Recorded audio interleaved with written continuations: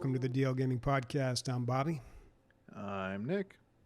And I'm Amanda. There's no Emilio today. It's just us three hanging out. How you guys doing? I'm doing all right. Wondering where the fuck Emilio's at. See if he's alive or something. Hopefully everything's okay. But yeah, hopefully I'm doing great. he's not trapped in a porta potty. Yeah. Hopefully he's not baked alive in a porta potty. That'd be terrible. Right. I'm sure it's something work related. He's got quite an erratic schedule with work. But speaking of work, I'm going to be taking the next week off. I'm going to be out of town though, so I'm not going to get any gaming done. And I think I'm going to miss the next episode. So it's going to be, I think the first episode ever without me.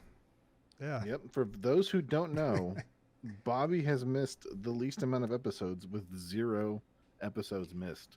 Well, and so this is a big deal. We missed one week when I got incredibly sick. We missed 1 week. In the 10 years or so that we've been doing this podcast, we've only not released an episode 1 week.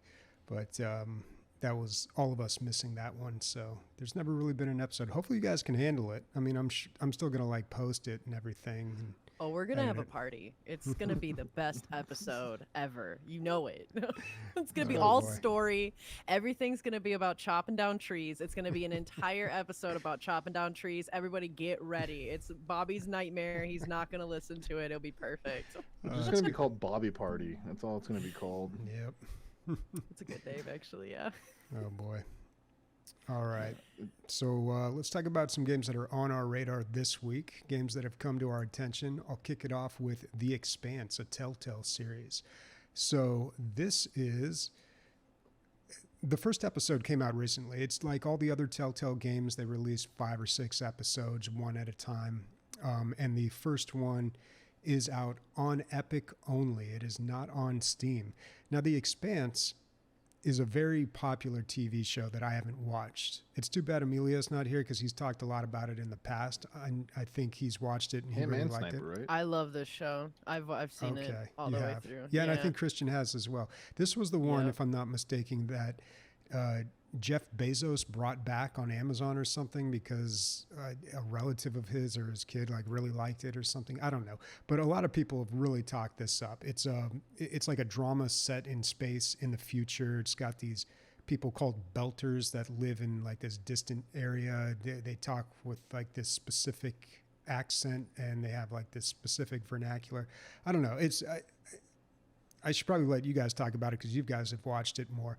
But the game itself sounds like they have the same characters. The main character is voiced by the same actor that was in the show, Kara something, I can't remember. And they said they have more characters from the show that are voicing actors as well, but they haven't revealed exactly who. They've also said that it takes place before the season 1, so it acts as a prequel. So you don't really need to know what's happened, or you don't have to have watched the show to understand what's going on in the video game. But if you have watched the show, it is kind of cool. You know, you see the how it all started or something. So I mean, that's pretty rad. It seems like a really good idea because I know a lot of people, a lot of gamers specifically, were really into this show. Yeah, this looks really great. Like, especially if they're following. It was Kara Gee, by the way. Kara Gee, is the actress that you're thinking of. She's the one that played Kamina in the show. And so this looks really dope, especially with them following that and then actually having some of the actors and actresses in it. Yeah, it's $40 on Epic, which I guess that's about how much these usually go for these days. They said they've mixed it up. They had a FAQ on their website that answers a lot of the questions that most people are asking. And one of them was, is it going to be like all the other Telltale games with the decision making and the choices matter? And they said, yes, but we've kind of expanded on some of the ideas. And, you know, this is kind of, we've learned a lot from all the other games we've made and we've improved upon our style, basically. So it could be good. It's been a long time since I've played a Telltale game. I just kind of got over. I used to love those. The Walking Dead, I think we all loved back in 2012. But Wolf Among Us, I really liked. I think it was the Game of Thrones one where I finally was like, I'm over the genre. I even played some of the really older ones too, like the Jurassic Park one, which those ones were just pretty bad. But I think Walking Dead was when they really found what worked. Yeah, I I remember my friend who like doesn't get into story games at all. Like he only plays multiplayer games like Halo and stuff. He was like, "Hey man, I don't really watch TV and I never really watched The Walking Dead, but I played this game that my dad bought me and now I just watch The Walking Dead with him all the time." And he wouldn't shut up about the Walking Dead Telltale game and I ended up playing it too and yeah, I definitely cried like a little girl. Or like a little man. It was really good. And it seems like they said they really went back to the drawing board and improved their games because for those who don't know, they kind of like used to do like a comic book or cell shaded kind of style.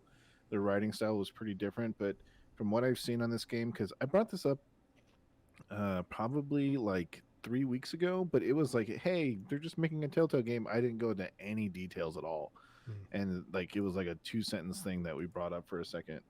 But it's nice to finally see some details. Like it's nice to finally see some like some footage and pictures and shit. So it's cool. And also the background too, because like they're saying that this whole game is taking place before the events in season 1. So actually, if you've never seen the Expanse, this might be really good to play this game and then watch the Expanse, because it's kind of setting it up. It's showing you're experiencing Kamina Drummer's life, where she is exploring the edges of the belt, which I am hoping that there's going to be a whole bunch of like belter conversation going on that I can just like creep on, because I feel like a lot of the like the belters vernacular and like the way that they talked was really interesting. I think a lot of people have like kind of put it to like a type of Creole, but like it's really cool kind of the way that they talk, and just kind of how it changes things. And I think the story of the belters, at least to me, was one of my favorites to learn about, with the Expanse, is kind of the whole culture behind the belters, which are like a lot of they're basically like the working class that is out on the rings and like the asteroid belts and stuff like that. And so they're the hardworking, like kind of shit on people that Mars and Earth kind of play with. They basically, like, Mars and Earth will be in this like arms race of building shit and being stronger, and Mars being more of like the military presence and Earth being more of like the diplomatic sense. And then the Belters were all like the actual hard workers. And so it's kind of cool that they're setting it up to be that world and like focusing on that as well, but following more of the show. Because I see in here with the FAQ where you can like kind of check out about it, they ask like, does it follow the books or the show? And it's following the show. So it's pretty neat, I think. Meanwhile, all the book readers are punching the air right now. They're like, God damn it! I know Right. nothing of the books, by the way. I didn't know there were books. Yeah, there's books. I could have sworn Christian's talked about them, or I think he read them. I'm pretty sure. I'm pretty sure Christian has read them, but I only watched the show. But I think that that's really cool, and like they're putting that this game is going to be a perfect on ramp for anyone unfamiliar with the Expanse. So you could play this and then watch the show, which would be really cool. Interesting. I'll be completely honest. I won't play it, but I'd like to hear someone talk about it, especially like on a podcast or something. So, someone wants to pick it up and talk about it, aka Days, pick it up, or Sniper, pick it up as well. Someone play it. I'd be down. That'd be cool. Yeah, it looks cool. All right. What about Ratchet and Clank Rift Apart? So, this was a PlayStation exclusive or PS5 exclusive for a long time. I've played every Ratchet and Clank. I've perfected a couple of them by getting all the trophies and everything. And this was one of the ones that I didn't get to play. I ended up watching Leslie play the whole thing and enjoying the story. It is an interesting story. It's one of the better ones out of all, I think, 7 of them now. And the game released on Steam yesterday, July 30th, on Monday. It's getting rave reviews. Not many technical difficulties. People are just reporting that's crashing a little bit on Steam Deck, and people are saying that it's probably one of the best Steam Deck games to play, anyways. And they're like, there's no like performance issues on people's computers. It's nothing like the previous like ports like for PlayStation where people are like, I'm getting stuttering. I'm getting like, my video card's burning like an incinerator. But it's been pretty decent lately. For those who don't know anything about Ratchet and Clank, it's set in like this super far future in another galaxy, essentially, and it's about this alien that's uh, who thinks he's the only type of creature that he is, a Lombax, and he ends up befriending a little robot who was like intended to destroy the whole like universe, and they just go on adventures with each other, and they join like essentially the Boy Scouts of space, and they save the galaxy and things like that. It's very much like a tropey game, but they make fun of everything. It's very comical, very whimsical, but there's a lot of adult humor in it as well. So it's full price right now at $59.99 on Steam. But definitely check it out. There's platforming. There's like 1,000 guns in the game. As far as like, it's not like a game. It's not like an RPG. Like what's it called? The one where like Tiny Tina's Wonderland. What's the source for that? Borderlands. Borderlands. It's not like Borderlands where there's like where you're like it's like an RPG. What it is like your guns level up and they change abilities. So it's You kind don't of like High on Life then, right? Because kind High of on Life kind yeah. of did You have that. like Yeah. a gun that shoots turrets, and then like if you keep using that gun, it'll level up, and then your turrets will shoot missiles. And then Mm. like you'll level it up more, and then your turrets will shoot more turrets that shoot missiles. And like it just gets wackier and wackier, but it's fun. The enemies are fun, and the boss fights are fun. So if you've never played one, and if you have a kid or you just want to feel like a kid again, play it. So yeah. All right. Nice. Very cool. And I Ratchet and mean, Clank Rift Apart. yeah. And that's I feel like you were pulling from like the 90s vault talking about Ratchet and Clank though, you know what I mean? It's been a hot minute since there's been any games like that, but speaking of vaults, I don't know. I try to do a transition, whatever. Like my Oof. game that I put, yeah, oof is definitely right. But I'm gonna. What are you gonna banish me? Because that's the next game on my radar that I'm talking about is the Banished Vault. And so, this game is a strategy game. It's resource management. You're building a base. And what it is that you are going through space travel on an interstellar gothic monastery kind of expedition where you are checking out different solar systems, harvesting resources. And so, like I said, this is basically a strategy game of trying to explore the universe of what's called the Banished Vault. And what I really like about this game is, I mean, it looks like it's designed well and very fun, but there's all these like elements of story. And when you're looking at your characters, they do this really cool thing of going back and forth between like 3D, almost like colored with shaded visuals of the galaxy and solar system, but then other elements like when you're looking at the people that live there and different stats, it looks like very hand drawn, and it reminded me so much of like a of like somebody making pen art, or ink art, in the way that they kind of incorporate it. So I thought that was just really cool, just even from like the way that it looks, right? It's got these beautiful elements where you are building your base and everything is kind of more 3D model and looking really pretty. And then there's just like in the menus and everything looks like somebody had drawn it with ink pen, which I don't know. I haven't really seen too many games that kind of mesh the two of those together so well, especially in like a type of strategy game as well. So this is pretty cool, in my opinion. It's already out. It came out on July 25th, so it's been out not very long.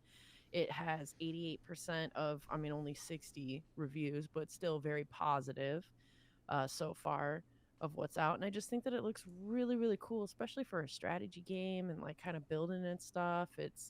you complete your runs by like surviving long enough, so you're writing you're act as you're surviving, you are actively writing the story of your vault, and then you have to transmit it home. And so that's kind of I think that's kind of neat. So What's the art style from like the 50s and 60s that like it would be like three like people looking out into the future and they wouldn't have faces but they're like top of their heads would be like slicked back. Is it called like Art Deco? Like the 3D modeled versions kind of look like Art Deco, right? Isn't that what that's called? yeah, yeah, That's what I was like feeling. And then like you said, the black and white feel like ink blotting. Like it looks really good. I I, just I think that think the art style of this just looks amazing enough on its own, but it does seem like it's a pretty solid strategy game and like base building kind of a game. yeah, it looks awesome. Mm-hmm. It looks Very pretty pretty. cool. A lot of the reviews, like some of them coming out, they're saying that it's a lot like a board game. It's puzzly. It's got action and resource management. Some people are saying that it's like, "Hey kid, want to do some math?" And it's got like a whole bunch of math. So Oh no, that's kind man. of cool. Yeah, and so it seems like too like there isn't a crazy amount of story, but it's not bad because it's just nice with all the strategy and everything like that. So I think this game looks pretty solid. They are having an introductory offer right now for the next 13 hours, I believe. And it is 10% off. It's $22.49 right now, but at full price it'll be 25. And so yeah, it's single player though, but I think this game looks really awesome. This looks really really cool. Nice. Very I cool. think Yeah, you have one last thing, and you like to stick around and tell us about sticky business. that's right. Yeah, nice. Just stick that stamp of approval right on that transition because we're talking about fucking stamps. We're talking about stamps and stickers. We're not talking about fucking stamps. That's a whole different thing. We're talking about creating stickers, and this game is just seems like it's a really cute little time suck of relaxing. You get home from a long day, and all you want to do is make some stickers. You run your own little small business where you create stickers, you pack the orders, and you get to hear all about it on customer stories and send them different stickers and things like that. It came out on July 17th and it's got overwhelmingly positive reviews, 98% overwhelmingly positive. It's $10. So it's not that much. And yeah, it just looks like a super cute little game of designing stickers. And I mean, who doesn't like stickers? Which, speaking of stickers, if you want some stickers, you can become one of our Patreons, which you can go to by going to dlgaming.net and subscribing and becoming one of our Patreons. You'll also get like a green little coloring in our Discord, and you can find our Discord also on dlgaming.net. But that's if you want some of your own DLG stickers, or if you want to design your own DLG sticker, you can probably do it on Sticky Business, which is the game that, like I said, I was just talking about. It's pretty cute. Seems pretty And the other fun. thing Check it is, out. we are also taking submissions for new sticker ideas all the way until Halloween, because that is our deadline for when we're coming up with new sticker ideas and getting them printed for the Christmas season and for DLG Con. So please send us your ideas. Yeah, maybe you can design Um, something on Sticky Business. hell yeah, dude. Bonus points if you do that, and then tweet them that you made that. Yeah, they would love it. But that's Well, that, the end of our On the Radar. Those are games that have come to our attention, but we hadn't necessarily played or played a lot of it. Moving right on through, we're going to head to the games that we have actually played. These are our highlights. I'm just going to say a quick little one. I put it on my highlights, but I don't want to talk about it too much because I think we've run this bitch into the ground. I beat Diablo 4. So telling the guys a little bit about that. I also agreed with Bobby at the time where like I felt like yeah, it was rushed at the end. You can definitely feel it. It was just kind of like wham bam, thank you ma'am at the end and come back at level 100 cuz who's going to do that? Not me. And so I don't know. It was you know fun. what, you know what felt. Go ahead, you go, Bobby. Well, I was going to ask you, Nick, if you had played it since the patch released. I did. I have. And after about an hour, I was like, nah, I'm good. Okay. Dude, it was so bad. And then they patched it again. And I was like, nah, it's kind of a sour taste in my mouth. The thing is, there's so many other games coming out, like Baldur's Gate 3. I'm just like, yeah, I'm done. I don't want to step into a season. I don't want to do all that stuff. Like, there's no Well, that's why point I for had me. to finish it. Yeah, That's why yeah, I had to finish it because I was like, Baldur's exactly. Gate 3 is coming out this week, and I said to my boyfriend, I was like, as soon as it comes out, like I'm gonna be dead to the world, and he's like, well, we need to finish Diablo 4 now. Then I'm like, yeah, so we cracked through it and finished it. Yeah, it's Oh, dude, definitely. So Diablo 4 is one of those weird things where it's like it felt like a Diablo, like a Blizzard game from like the first 5 Blizzard games that they ever came out with, like a Warcraft or like a Diablo when they first came out. And then like the last 3 chapters kind of felt like one of the recent releases. You're just like, oh man, this kind of sucks. It's kind of shitty. Yeah. I think you But nailed it. Yeah. it's kind of like a life and time story of Blizzard all in one game, if you can use that as an example. Yeah, Blizzard's going to be Blizzard. I'll get back to that game one of these days. I don't want to touch it because then it'll turn into a whole thing. I know it. So I got to give it some Yeah. time, give it some space. Speaking of shit you don't want to touch is definitely the creatures inside Hunt Showdown. There's a tentacle monster in that game, and they're called water devils, and they almost instantly kill you in the game. So this is the 3rd week in a row I'm going to be talking about this game. It's like, Sheen, please talk about something else at Show and Tell. And I'm like, no, this game's so fucking fun, and they just put it on sale for 60% off, so I have to mention that legally. And the other thing is that on Twitch they're having an event, and I believe they both last until August 10th. The event is, the same old thing that everyone else has been copying Tarkov. There's drops.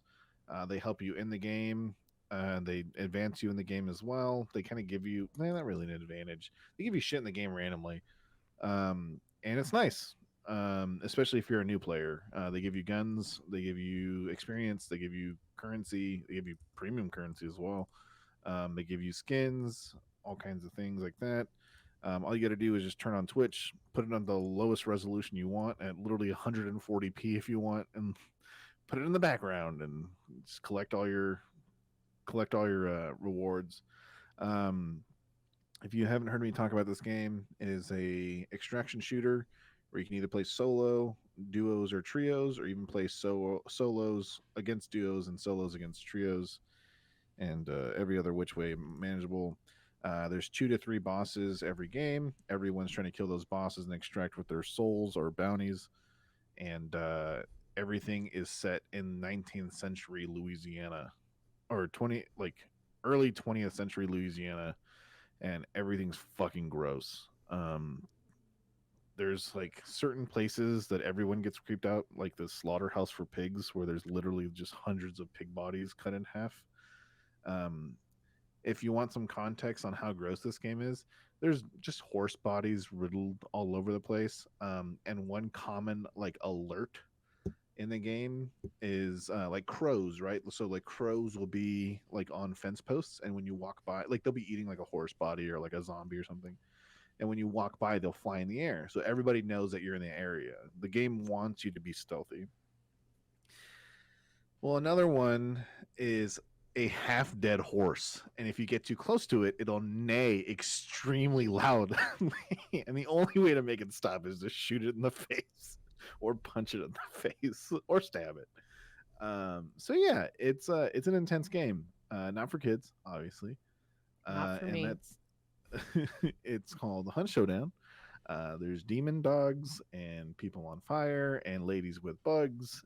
It's a bunch of fun. It's 60% off now. I believe it's $16.99 instead of $39.99. $15.99. $15.99. I can't do math. Thank you, Bobby. Yep, not a bad deal for that game. I'm just checking real quick how many people are playing this game right now. Today's peak, 31,000, 32,000. Pretty spicy still, man. Yeah, a lot of people still playing this game. This game has managed to hold its community for a long time. Good for them, because this game came out when 2019. Whew, yeah, it's been a while. 4 years ago. All right, so this week Been a I hot minute. played Don't Die in the West. I've talked about this game before. So I found out about this game a while back when they were making that Deep Rock Galactic Survivor game.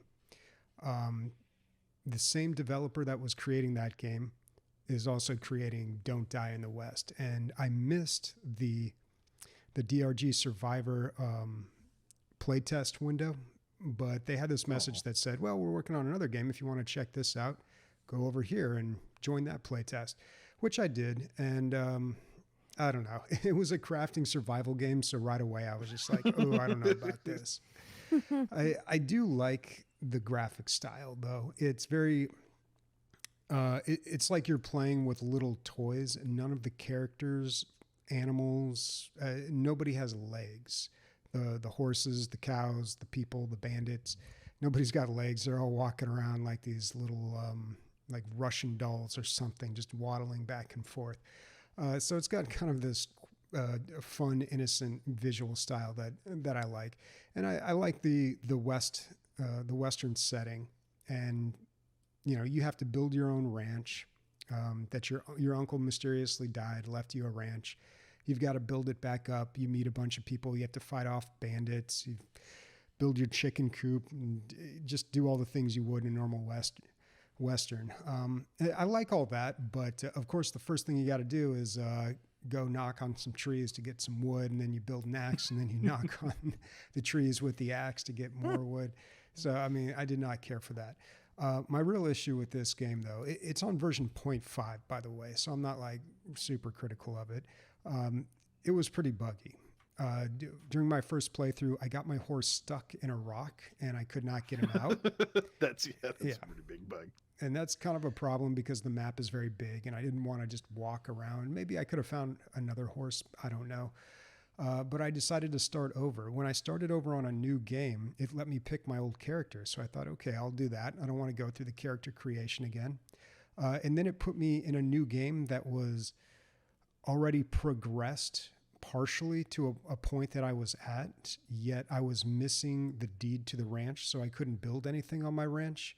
So I had this timer ticking down, like you've got to build your ranch by this date, but then I didn't have the deed, or I couldn't find any way to get the deed at this point. So the game was completely washed. I just had to wipe it completely and start over again.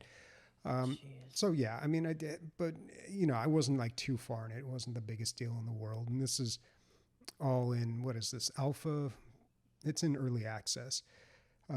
They are planning a release in Q4 of 2023, so it is coming up soon, but it did seem a little buggy for me. Now, it does have multiplayer, which would be cool, but at least at this point, there's no way to just join random games, which that would be really nice because it's really hard to get somebody else to coordinate that with somebody else.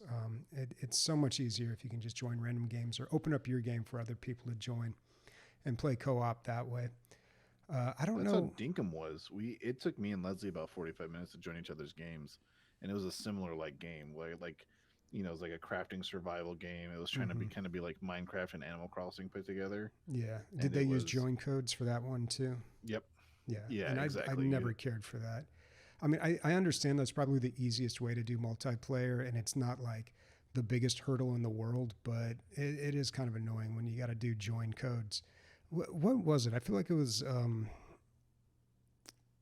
don't know if it was a PC game, but I seem to remember like some game using join codes that were ridiculously long. It was like a serial number. Oh, there's one that's like 25. It was like 25 fucking digits, right? Yeah. I know exactly what you're talking about. Yeah. I think it was meant to be copy and pasted, but still, it's just like, really, dude, come on.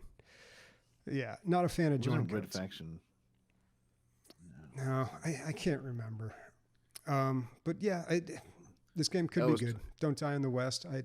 It's a crafting survival game, so if you're into that, it might be worth checking out. I don't know what their price is going to be when they release this game. Nice. All right. And that's it for me. I played a bunch of, what is that game? Monster Train this week too, and I think I'm over it finally. I could not get past level 8 on that game. It's driving me crazy. All right. We got one more thing here. What do we got? Well, I was going to say, if you get driven too crazy and you just want to chill a bit, I played a bit of this game called TOEM, which is on Game Pass. It's got overwhelmingly positive reviews. It came out on September 17th, 2021, so it's been out for a while. But what it is it's kind of basically a game of um like finding it's adventure puzzles where you're like finding different things, right? So like, I always think of it as I'm probably gonna date myself here, but like I could have sworn in like the newspapers and a lot of times like children's activity books, they always had the like find what's different in the image, or very much like Mm-hmm. a Where's Waldo of like a searching puzzle. And like that's very much kind of what this is. It's a photo adventure. It's all in black and white, which I thought was kind of interesting. But it is like 3D models, so it does look nice. And it's super wholesome. It's super cute. It's cozy. It's easy. You're walking around with a camera, basically taking pictures of things that people want pictures of. There's like somebody that's like, only talk to me when you take pictures of monsters. And so you're walking around this whole area looking for monsters, and like if you hide behind something, then a monster comes out and you can turn around and take a picture of it and then show that person. And so like it's a lot of things like that, but the storyline is pretty cute. It's you get all kinds of little stuff. It was so funny because there was this one thing where your like quest was to take a picture of a DJ, and you go exploring through the woods, and then you come across this like bear wearing a suit and like an earpiece, and he's like the bouncer. And if you can show him that you have swag, then like he lets you into this rave going on in the middle of the woods of just teddy bears, just with like light sticks, and it's just and there's a moose DJing, and it is hilarious. So I do think that this game is super cute and pretty fun, and it's all hand drawn, which is I think pretty neat as well, and pretty cool. It was made, published, and developed by something we made, which is already fun. And it certainly is something that they made, and it's pretty great. I'm looking forward to playing this more. This definitely is the kind of game where like you just kind of want to relax and feel good. I think the music is also pretty soothing as well, and so it's a super relaxing game, and it's cute, and I definitely like recommend it for anybody that kind of wants a break and wants something silly and cute and easy, and but still kind of enjoyable with like some moments where you're gonna laugh because the story is kind of funny, or the things that you're finding are kind of funny. Like you find a whole bunch of squirrels fighting and take a picture of it, and like little shit like that. And so I feel I like don't know, I when my like this mom game. was like, "Can you play a game without murder in it?" And it's like she's talking about a game with like this. Exactly. Yep. A hidden object game. Every time we talk about one of these games, we always reference Where's Waldo. But I don't know if you guys are old enough to remember Highlights magazine. But I remember highlights, dude. Oh, Every okay. time I went to the dentist, we saw Yeah, and they I were saw always at the highlights. Hell dentist yeah. office. They were always at The the dentist office and the Scholastic Book Fair. You always saw fucking Yeah. highlights there. Oh yeah, Wow, they the were big at the Scholastic book fair. Yeah, they had my favorite part of that magazine was the puzzle where they had this large. It reminded me of this because it was always in black and white, which made it more difficult to pick out the objects. But you had to find these hidden objects kind of buried within this very densely animated picture. Let's see if this dates only me. Did you guys have eyewitness books? Yeah. Eyewitness Do you remember books. those books? That They were sounds books familiar. that were very specific. They were essentially encyclopedias for kids, but for very specific topics. You might Yeah, want they to had Google like them. the medieval age or something like Exactly, that. Yeah, exactly. yeah. You know they came out with a new set of them like 3 years ago. I think. They look almost exactly the same. Like they have the same kind of Yeah. flavor of of covers, but just a new kind of like coloring. It's pretty cool. Yeah, We're gonna buy them for I see visiting. those all the time in classrooms. Yeah, they're awesome, man. Yeah. Wow. All right, I guess that's it for highlights. Quick Yeah. shout out. So last week we forgot to shout out. We had a sub, Pandemic Vapor. Thank you for the subscription, man. We appreciate it. Thank you, thank you, thank you. And we also had, I don't know if we shouted this out or not, but we had a new patron, Hazard Pay. I think we might have shouted that out, but I think we did. you get two. You get two.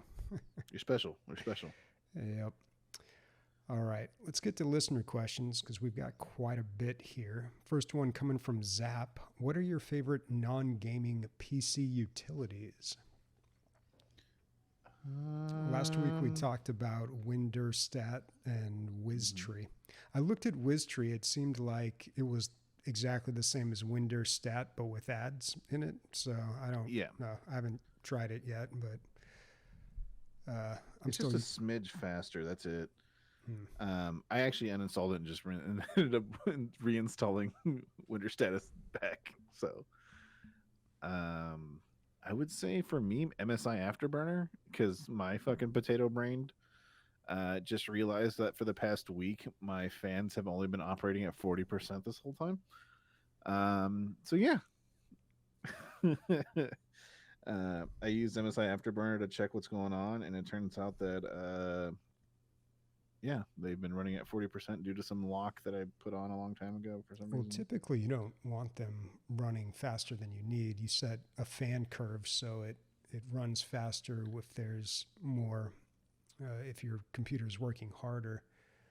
Well, I was playing Hunt, and my computer was hitting 79 degrees Celsius, or the video card was hitting 79 degrees Celsius. I'm like, dude, this is a 4-year-old game, and this is a 3070. This should not be happening. And then I looked at it, I'm like, oh. And then I clicked the auto on the MSI Afterburner, like the auto adjust, and it turned the fans up to like 60%, and then my fucking video card went down to like 61 degrees. I'm like, oh, there we go. This is fucking normal. I'm pretty impressed with the fan controller that came in this this case that I got, this Fractal Design case. It like all my case fans are hooked up to it. So whenever the PC is under a heavy load, my whole computer just sounds like it's gonna take off and go into orbit, man. It's like a rocket, but it does keep things cool. Days, any favorite non-gaming PC utilities? Kinda. I don't know. Like the one that came to mind is, and it's not even really a PC utility thing, like Audacity. Like I'm a huge fan. That's a utility. That's definitely a utility. Like I'm a huge fan of Audacity, and I also like would love to do like a little shout out about Audacity for a second, just because that thing has been like thriving, I feel, since the very early thousands. like I can remember being in high school and using Audacity, and I still can use Audacity now. And so like it's been forever, and this shit just works. It's great. I love it. You can absolutely pull any kind of audio from anything and like change it and adjust it and fix it. And so like for soundboards, for streaming, for for me it was like anything. For freestyling rap, for anything, Audacity is fantastic. And so yeah, that's the one that I use. But I feel like at this point, if you haven't even heard of Audacity, like, have you been under a rock? Because like I said, that is an old fucking program. I might as well be talking about TeamSpeak or Ventrilo, you know? Ventrilo. Yeah. The fucking vent, the every time you fucking talk and stuff. Copy this server IP. new user connected. Yeah, new user connected. Oh god. What do you call it? Miss Vent. You miss Vent? Why do you miss Vent? No, I said I don't. When it would read Vent. out your username, it's like Cheeto bastard 13 connected. No, I hated Vent. It's hard to imagine, but we didn't have a good voice chat program until Discord. I feel like even Skype was just a real pain. Like everything else Microsoft does, it just doesn't make any goddamn sense. Do you remember like the end of Skype when it was like, all right, guys, we need something to rescue us, because at this point, like, there's bots for like cam girls messaging people, and people are being baited and losing their life savings. So please. And Discord's like, we got this, man. And that shit didn't work for a while either. It was rough. Discord, I don't know. I feel like Discord was always, it was pretty basic at the beginning, but it always seemed to work well for me. I use Teams a lot at work, but and I'm getting used to that. It's all right. But there's like a million utilities that I use. Audacity is great. I recently switched to WireGuard instead of OpenVPN, which I'm really liking. I'm probably, nobody cares about this. Last week, I really started getting into, I posted something in Discord about something that I was testing with upscaling software. It's like this whole world, man. I've been diving deep into it. But upscaling old video content, particularly old cartoons, probably the easiest program to use out there is Video Topaz AI. And it does a pretty good job, but that's just the beginning. I've really started trying to learn to use these other tools called AVI Synth and this other one called Chainer for the upscaling. Trying to take these really old cartoons like Godzilla or Wacky Races, things from like the 60s and 70s. And they have DVD releases of them. So they're very low resolution, but with a lot of horsepower on your computer and a lot of time, if you know what you're doing, you can upscale them to make them look a lot better. But yeah, that's been my time sink this week. I mean, that's. I think this is something I'm going to say that's actually pretty nice. Usually, Bobby, when people have like hobbies and shit, they're pretty plain. I'm like, yeah, I get it, man. You like Legos, or yeah, man, I get it. You like food. Well, when Bobby has a hobby, it's pretty fucking interesting. Like, I'm gonna say it. I get into some weird stuff. Yeah, that's pretty rad, man. It is so difficult to find out how to use these things. There's just not a whole lot of information out there, but it's out there if you look hard enough. All right, next question from Tag Loro. How often do you say things out loud while playing a single-player game and no voice chat? I ask because I've noticed my younger family members often saying things or narrating their games, like emulating YouTubers and streamers. Oh, that's a weird one. Yeah, I don't speak that often. I'll even if I get angry, I won't say anything. But usually, when it's like, if it's like Dark Souls, I'll like grunt and shit. Like if it's like a boss I've been like trying like 30 times, I'm like, yeah! Even less so, like, what the fuck was that? I'm like, she's like, sorry, babe, I beat the boss. And she's like, oh, okay. Yeah, I don't know.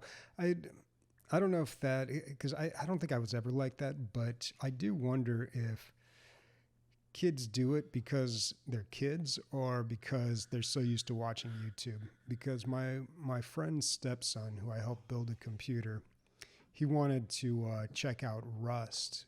I talked about this like months ago. And so I played a little bit with him, and he was just constantly talking. And it was kind of like YouTuber-ish too. So and I know he watched a lot. He watches a lot of YouTube. So I'm sure that a lot of kids watch a lot of YouTube and then they play a game and they feel like they want to commentate on it like the YouTuber does. I have a nephew, dude, and he's 9 years old. Every single sentence he says, like the end of it or like the beginning of it, starts off like a YouTuber, dude. I'm just like, shut the fuck up. Like, please. And all he wants to talk about is Pokemon. And I get it. Like, obviously you're 9 and you only know so much about it. And I'm like, you just sound like a really shitty YouTube video. Just stop, dude. And like, because all my brother does is just like gives him his phone or gives him like a Switch, and that's it. Like, that's like the parenting he does. Mm-hmm. And so it's just like, it's rough, dude, all the time. Just, yeah. Raised by YouTube. Pretty much. Damn. Yikes. I mean, I was not raised by YouTube, but I do suffer from talking too fucking much. So, like, I'll play games and I do chat a bit when I play them, but I don't know, sometimes it's tough because, well, all right, so sometimes I'll get, like, baked and just, like, yeah, I'll talk to the whatever character that I'm dealing with, or something happens, I'll be like, wow, fucking asshole, or, like, some shit like that. I do normally chat, though. And talk to my game sometimes, but not like a narrator. Like I certainly would not be like, oh, and today I'm running around and playing this. Like, I'm not really talking like that, but it will just kind of be like, the fuck are you doing? like little things like that. I'll end up chatting. I've totally been in Discord channels where somebody is talking too much, and it's not so much that they're talking too much, they're just off topic. Like this usually happens when there's a couple people playing a game, and then somebody else joins in just to chat, and it's just like it's hard to read the room when you're not actually in a room. So, Or you get someone that's like, "Oh, you guys are playing that game where it's only 4 players," and then like I'm the 5th person, and I want to play, but obviously I know that you guys are not going to stop playing. I'm like, "Hey, man, look, you've been our friend for 8 years, but not tonight. All right, go away." Go away. I was in We somebody's texted. We Discord. texted you 4 hours ago. You didn't respond. Go away. Oh my God. I was in somebody's Discord where this happened, and they just kicked this person after a while, and I felt so bad. And they're like, and I was like, well, I mean, he kicked her, so he's going to have to deal with the fallout from that. But it was just like, damn, that's pretty rough, dude. That's savage. I don't know if I would just like kick somebody. Dude, but I've never kicked somebody. That's Yeah. next level, asshole. But I've You also just been haven't been in a toxic enough environment. People will get kicked for the dumbest shit in those ones. Yeah, it was pretty rough though. Like we were try-harding in like Heroes of the Storm or something, and we're trying to be on comms and everything, and she was just like chatting it up, like Bye, completely Jalissa. off topic. But yeah, and then I've also been in rooms where people have just like kind of some people just like narrate their lives. They just have a constant flow of talking sometimes. Yep. Yeah. Yep. All right. Next question from Tom. With the upcoming release or full release of Baldur's Gate 3, I have requested vacation days to play it on day one. This is the first time I've done something like this. Have you ever taken vacation days to play a game on day one release? If so, how many times have you done it, and what was the longest amount of vacation you put in for? When do you guys go first? My quick answer is yes, but I gotta think of how long it was. I've done it a few times for a few games. The biggest one was probably Skyrim. I took off, I think, 5 days for Skyrim. Yeah. And it was great. I don't regret any of it. I almost broke my TV when I did that though, because I had it on Xbox 360 or whatever, and I had one of those gamer chairs that sits low onto the ground that you can like rock back and forth and stuff. And I was in the cave, and it's within like the first like 15 minutes of the fucking game. The spider comes down. I screamed and launched my controller at the TV while falling backwards and fell completely back, since it's like a rocking ground chair basically. And I got really lucky that I didn't break my TV, but this is why I don't do spiders in video games. It's a good thing no video game developer puts spiders in it. No, they don't put that in the games ever. But so I don't know. I took off a lot of time for that, and that was good because it took me a few hours to get into the game since it scared me right off the jump. So utilized that time well. I don't think I've ever done this, which is crazy. Wow, really? Yeah, I've never Not taken true. time. Diablo 4, it worked out for you. You could just Oh. run it. Just say that. Yeah, I mean, yeah, that did work out, but that actually speaks more to my point that I just never take vacation days. I took those days off, not because Diablo 4 was coming out, but because I had way too many hours, and where I work, you can only have a certain amount of vacation hours, and then your boss forces you to take them because otherwise they have to pay me for them. So that was mandated vacation that I had to get in before August. Yay, America. Woo. Yeah, but we were actually talking before we started recording about this. Somebody had posted something in Discord about like this funny thing you can give your boss about taking time off to play Baldur's Gate 3.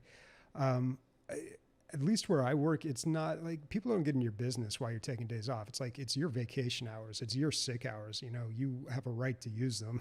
You use them for whatever you want, usually whenever you want. Like you got to be courteous. And, at least in my department, I've got to like coordinate because we all have backups and everything. And if we're all on vacation at the same time, then, things don't get taken care of. But for the most part, it's just like nobody gets in your business about like your time off. I remember watching a documentary God, like 10 years ago, I got into a lot of these really obscure gaming documentaries, not like the usual ones you'd see out there or recognize. These were like really indie. And there was a good one on EverQuest, I remember, but there was also another one on World of Warcraft, and both of them were dealing with kind of addiction in video games. And in the World of Warcraft one, it followed this group of people, and all of them took time off when the first WoW expansion came out. What was that one? Burning Crusade? Burning Crusade. Yeah, Mm-hmm. Burning Crusade. And I felt the documentary was trying to make the point that look how addicted these people are. They're taking time off of work to play this video game. But I wouldn't really bat an eye at that these days. If someone was taking time off work to play a video game, that's just as normal to me as if they wanted to go fishing or, take a trip somewhere. Camping. Yeah. And that's what one time. So when I was in the military, we had a guy do that, and he got made fun of for it. Right? He took time out to play a video game. Yeah, I think it used to be weird. And one of our higher ups was making fun of him about it. Right? I'm like, what's the difference about you taking time off to go watch the Raiders play? What's the difference? Mm-hmm. And that kind of took him for a loop, because he's like, oh yeah, you're right. Mm-hmm. That's my thing, and that's his thing.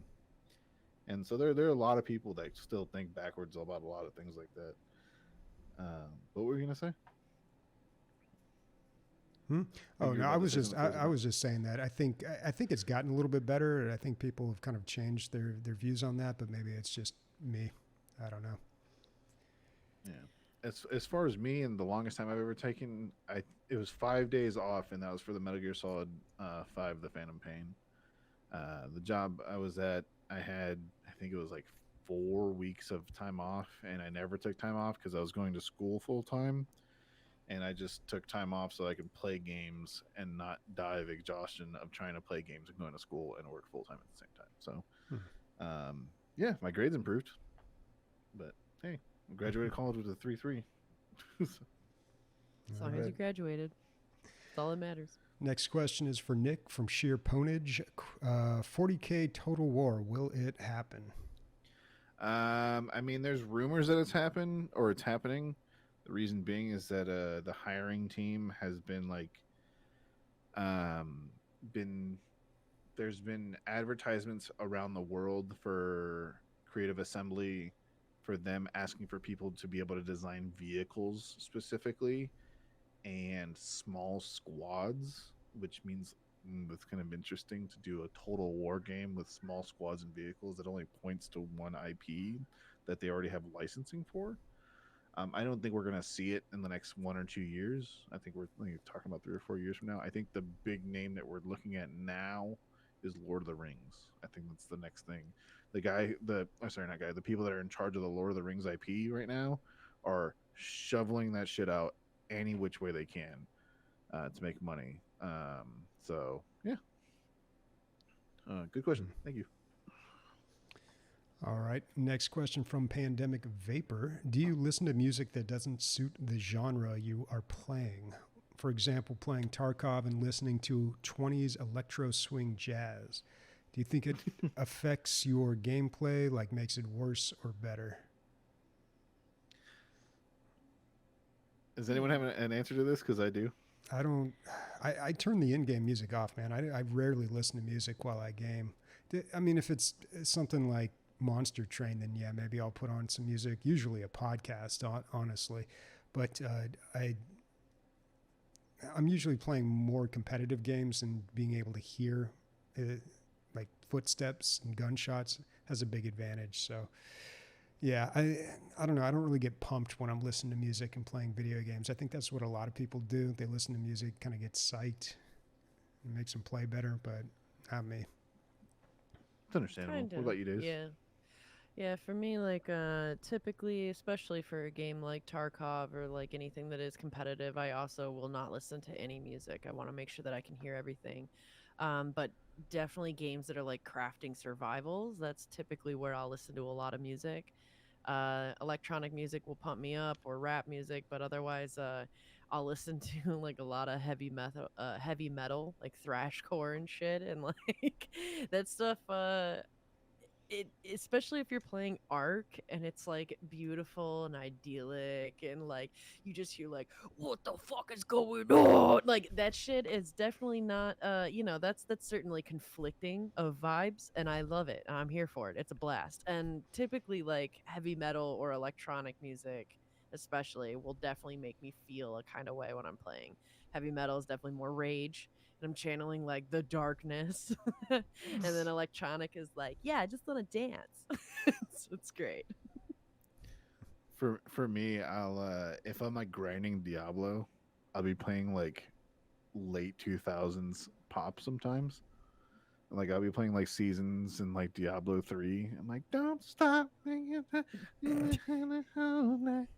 I'm like, all right, it's like something to keep me up.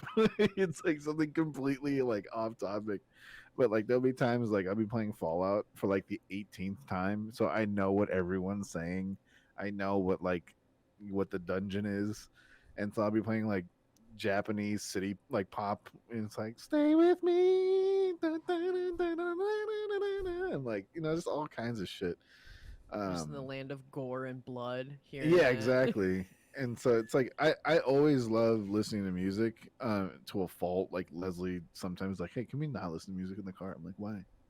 But why? So uh yeah, I listen to shit that doesn't match up all the time. It's good and bad. Mix it up. All right. A few questions from Morconius here. Steam has so many features. What's one that you use? What's one that you use that a lot of people may not know of? I had no idea Steam Remote Together had URL links. Hmm. Um I didn't know that either. I don't I'm not a Steam guru, and I know there's so many things in Steam.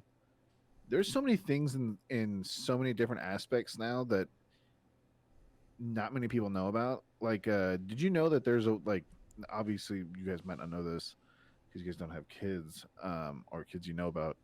Um, but there's a way to essentially lock your phone so that people can like watch something on it, but can't navigate outside of the app. And it's called guided mode. And it works on Android and iPhone, and it doesn't require an external app. Yeah. Essentially, We use that all the time in education, guided access. yeah, and it's like one of like I never knew that, but it's been around for 5 fucking years. But like as far as Steam gurus go, like I said, I know there's like 1,000 things on Steam that you can do, but I don't know them, to be honest. Well, one thing they've added that's new, and I don't use this, at least not yet, but they've added a notepad. So they've completely changed the window in the new version of Steam. When you press Shift Tab and it brings up that overlay, um, it gives you all sorts of options down at the bottom of the screen. One of them is a notepad where you can take notes, and that's specific to the game that you're playing, and it'll save it. So the next time you play that game, you can bring it back up. That's amazing. Actually, you know what? I lied. I just found out about one 3 days ago, and I just remembered it. You can pin a YouTube video into the game if you have a monitor bigger than 1920 by 1080. If Cool. your resolution is larger than 1920 by 1080, you can resize a YouTube video by copying and pasting the link into when you go into big picture mode. You can do picture in picture, and then you can copy and paste the link in the web browser and pin the web browser, and it'll put the YouTube video in there. And then you just shift tab, and you can navigate the web browser in there and change whatever YouTube video you want. So if you're tied to one large monitor, aka Emilio, it actually is super useful. Now, he actually has That's two really monitors, cool. but he does have an ultra wide. Some hot tips here tonight. I think the only one that I know of, and I feel like it's not. I feel like it is really well known, is just the collection system in the library. Like you can create a new collection, and like I really like using the dynamic collections where they will auto filter stuff for you anyway. And you can kind of change it around and rearrange it, but like I can make a auto filter for FPSs or MMO or adventure, and whenever I buy a new game, it will automatically get sorted into that based on its like tags and the kind of game that it's considered and called, you know. And so that has been super helpful, at least with organizing the massive beast that is my library. It's definitely helpful with that, especially for things like VR games. Like I could just put that as a dynamic collection, and yeah, it auto sorts it for me, which is cool and nice.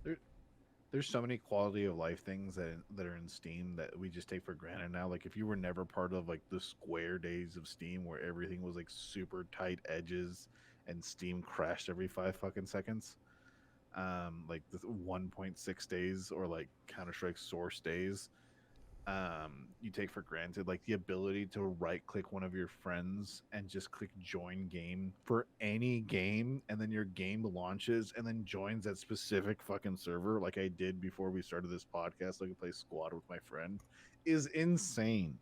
That Mm-hmm. never existed. So thank you, Steam, for always improving. All right, next question from Morconius. Have you guys seen Welcome to Wrexham? Have you ever been a big fan of a sports team, like buying all the merch or season tickets? What's the video game equivalent of a soccer hooligan? Oh man, a rage quitter, like someone who just gets way too into shit and just rage quits, or like will like start getting to blows over like a Street Fighter match, or like a kind of like a game, like a Call of Duty game. You know what I'm saying? Like those people that take that shit way too seriously. Like that guy who unplugged his cord and punched that kid like 3 weeks ago at that Street Fighter tournament. Definitely. Yikes. That's a really good comparison. Yeah, I'd agree with that. Yeah. But sports teams, you like the Padres, right? I don't watch too much baseball anymore, but sure. I'm thinking of just like angry gamers now, and there's this video. It was at, I think, a Dota tournament many years ago, and there was a what do they call him? Shoutcaster. I don't know what the official name is for like a sportscaster, but for esports, I think his name was Red Eye. He was this older guy, from the UK or Ireland or something, but he always he was always like sportscasting for Dota games, but he was doing this interview one time at one of these gaming conventions, and some kid like walked right in front of the camera, just like totally nonchalant, was like, whatever, I don't care. And the sportscaster was like rolled his eyes and was like, what an idiot. And the kid like turned around and came back and like, you know, puffed out his chest and like wanted to throw down or something. And then security came in and pushed out. This video's out there, man. You can look it up. I'm pretty sure this guy's name is Red Eye. But It's wild, man. Like the things people will get in trouble for, like when it in regards to like video games and shit like that, is so baffling to me. Like unless it's like you're living, like you are and it's something that you rely on to like pay the bills or support your family, you shouldn't be getting that mad at. Like, I mean, people it's just the way it is. People get invested. I get it. Okay, I found it. It's called Drama at IEM Toronto, and this dude, and this guy walks past the camera. The sportscaster says, "What an idiot!" And this dude walks back and gets right in his face, like right in his face. And then security comes in and just pulls this guy right out. Oh my God! I mean, having worked a little bit in production too, like I understand how annoying that is. Like people are, I understand that like a lot of people are not like knowledgeable when there's cameras and audio and something happening like that. But like it's so annoying when you're trying to shoot something and like usually you have like PAs or something that do crowd control. But if you're super low budget, obviously you don't have that. So you got to do it yourself. And like, it's just such a pain in the ass. Yeah, fuck those people for existing, dude. But How dare you have a low production budget? All right, next question from Morconius. Armored Core 6 coming out soon. Going to play it? What's your favorite mech game of all time? nope. How dare you? How fucking dare you? just kidding. Armored Core is a really niche, a really niche franchise, and fuck yeah, I'm playing it because I played every single one since 2 when I was a kid. For those who don't know, Armored Core is being made by the guys who make Dark Souls. It actually predates Dark Souls. It was one of their first franchises they ever made. Predates Demon Souls, which was like the Dark Souls before Dark Souls. And it involves making these things called armored cores, which are like these giant mechs that gets really involved as far as like building them. Really, it's just like Legos, kind of. The game has been overhauled. The boss fights are insane. If you really, really want to get into a game that involves like tweaking things and perfecting kind of like builds and stuff like that, you should go on YouTube, look up a YouTuber named Iron Pineapple, and look up his alpha play time of Armored Core.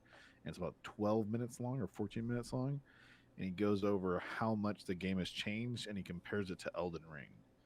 And he's like, if you're an Elden Ring fan, you'll probably like Armored Core. So yeah. All right. I don't really like mech games, which is strange. It seems like something I would enjoy, but I've never found one that I enjoyed. It's definitely a weird, like I thought I would like Mech Warrior when I was a kid because I like giant robots that blow shit up. I like Gundam. Mm-hmm. I didn't like it. I like the whole thing about a mech game is that you get to customize your mech, and you build it up to your exact specifications, and that's really enjoyable. But on top of that, the combat is a lot slower than most games. It's not just like headshot, you're dead, And I do like that slower gameplay. I hate playing games where I just get shot in the toenail and then I'm dead, and then I have to wait 30 seconds to respawn. It drives me crazy. But Your weakness, the toenail. My one weakness. But for some reason, I've tried so many of these mech games and never connected with any of them.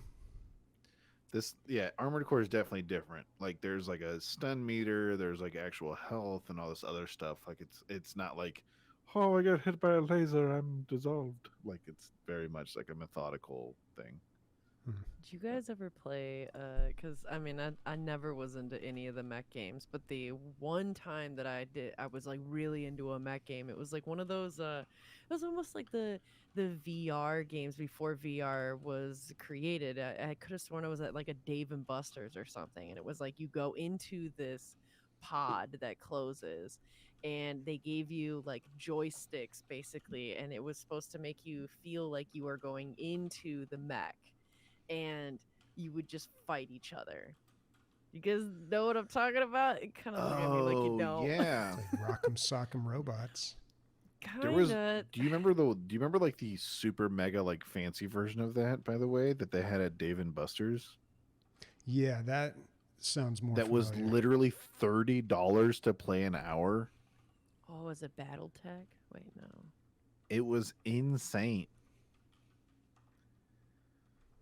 Like you went into a pod that you like kind of crouched into, and there was like pedals on the ground and like knobs and shit, and it was nuts. Yeah, BattleTech pods from Mech Corps Entertainment. Yeah, that's what they are. Like you get into these little pods or whatever, and it's like it's designed to make you feel like you are in. Yeah, I remember those. In the actual like mech, and it was mostly like fighting each other. Yeah, I was all about that shit. I only did that once, but like Yeah. Oh my god. I was I all remember about these. it. I never Do you remember? I never played one of these, but I remember these. Do you remember the tank version of this, where it was like the really big one, and it was like during, it was right after like the invasion, like the Gulf War. So it was like Abrams's versus like Russian tanks, and it was like a little too accurate, but it was a little too arcadey as well. The reason I remember this is because like my parents went to Vegas, and then Caesar's Palace, they had 8 of each tank like type, and it was like one of the only times as a kid you can play multiplayer and like with 16 people.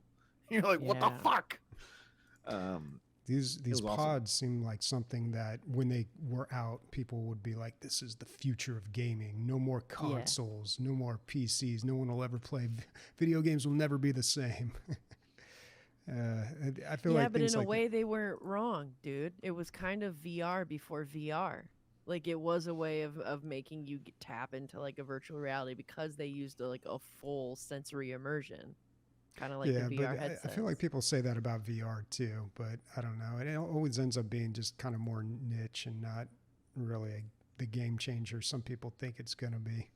I think it depends if we can utilize VR to being like truly like harnessing it for its full potential, not just gaming. Because VR has its ability to teach a new language and explore places all around the earth that you might have not. So like I feel like there's so much learning potential with VR that it actually really could explode into being like a new frontier, but more towards learning and less towards like just gaming.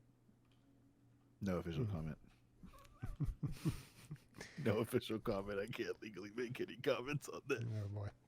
All right. Last question from Zap. Are there any sayings that have entered into your everyday your everyday vocabulary from movies, TV shows, games, or podcasts? My wife and I are looking at houses, and thanks to the podcast Small Town Murder, we are on the hunt for a house with a T-hole for every B-hole. It's perfect. That I love that one so much. The T-hole for every B-hole. Yeah, there's a toilet for every butt. It's great. For me, like one of the phrases, also from Small Town Murder, is there's lots of moments where I'll be like, yeah, that's because I'm an asshole, but I'm not a scumbag. And so that's another one from Small Town Murder. But otherwise, for gaming, That's pretty good. I like that. That's a good one. Actually. That's a good saying. For me, I mean, obviously it's like a Warhammer 40k thing. There was a game you played as an orc, and me and Leslie played it because it was like a Metal Slug clone. And in the beginning of the game, he's the main character is talking about the planet that they're invading. And it's called Ludius. It's like that's what they named it, but he's reading the name wrong because he's an orc. He's dumb. And it's actually Lucius is the name of the planet.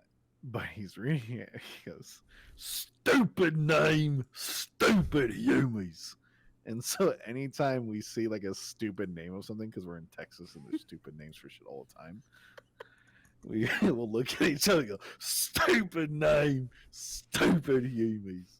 And he'll just laugh. And then Vivian will be like, "Ah!" She just laughs. But there's another one from like Parks and Rec. Like we'll just see Vivian try to be sneaky, and Vivian's our daughter. And she goes, well, there's a scene where John Ralphio and his sister are trying to sneak through the park, but it's a wide open park and there's no trees, and they're both singing. They go, "Don't be suspicious, don't be suspicious," and they're just like these two extremely like suspicious looking people, like wearing like bedazzled jeans and shit in the middle of a fucking park, like dancing and singing. And so yeah, it's like that's the kind of shit we quote. John Ralphio, the voice of Sonic. Is he really? I didn't know that. Yeah, that what is his actual name? I don't think you would like if you called him John Ralphio. Ben Schwartz. Yeah, Ben Schwartz. Yeah, he's the guy who voices Sonic in the Sonic movies. And his sister in that TV show is Jenny Slate, who is Marcel the Shell, and she's really funny too. Nice.